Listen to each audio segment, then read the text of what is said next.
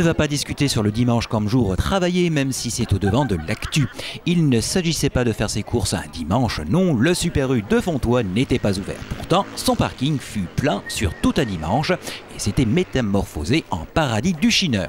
En effet, l'APE de Fontoy organisait son vide-grenier, troisième du nom, c'est que justement, il commence à se faire un nom.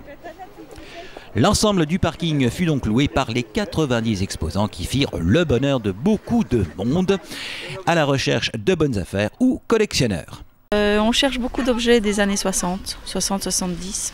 Loris et du Villeroy et Boch, de la vaisselle. Organisé par l'association des parents d'élèves de Fontoy, les bénéfices de cette brocante seront utilisés pour mener à bien bon nombre d'activités pour nos jeunes élèves fenchois. Monsieur Olivier Camozzi, président de l'APE de Fontoy. Nous organisons aujourd'hui notre troisième brocante. Le but de cette brocante est de réaliser différentes actions pour permettre aux écoles de financer les sorties pédagogiques qui auront lieu tout au long de l'année. Donc financement des classes vertes, financement des sorties ski, financement de diverses activités pour toutes les écoles de Fontoy. La réussite d'une telle manifestation ne vient pas toute seule, il y a du travail derrière. Une quinzaine de bénévoles y ont œuvré la veille et étaient déjà sur le pont dès 5 h du matin, le jour même. Au niveau de l'organisation, ça nécessite une quinzaine de personnes. On démarre le samedi soir pour préparer et baliser le lieu. Et ensuite, on démarre à 5 h du matin pour la mise en place des stands et l'accueil des participants, des premiers participants se fait dès 6 h du matin. Travail payant, en tout cas, le parking était plein.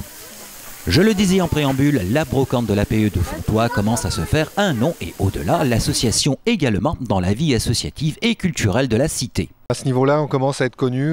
Maintenant, on se permet de renvoyer, de mêler aux gens pour l'année suivante. On a des demandes dès la fin de la brocante pour celle d'après. Donc, on commence à s'installer gentiment dans l'esprit et dans la vie associative et dans la vie culturelle de Fontoy. Alors justement, quelles seront les prochaines actions menées par l'APE de Fontoy ? Nous, cette année, on redémarre la saison avec le vide-grenier. Nous attaquons ensuite sur Halloween. Nous ferons ensuite une bourse aux jouets le 28 novembre et la vente de sapins. Après, nous attaquerons en 2014 certainement une activité carnaval. Et l'année dernière, on avait fait une chasse aux œufs à Pâques qui a connu un beau succès et qui sera certainement reconduite aussi en 2014. Les rendez-vous sont donc pris. En attendant, l'APE de Fontoy peut se féliciter de la réussite de sa brocante, troisième du nom.